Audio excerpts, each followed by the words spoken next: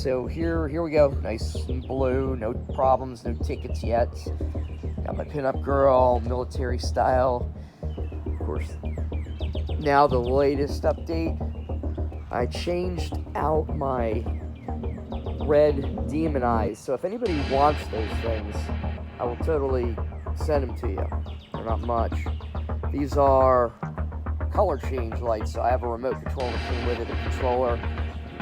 I'll tell you, they're inexpensive. There are a couple drawbacks. The bulbs themselves are extremely fragile. I broke one just trying to install it, and so they're made like, I guess it's a little chintzy. So I actually had 4 that came in, and thank goodness of the 4 I was able to use 2. So, anyways, pretty cool. I think it's looking good. Always doing something. I'm also going to change those underbrow LED lights to sequential turn signals. That's my next update. So anyways, thanks for watching.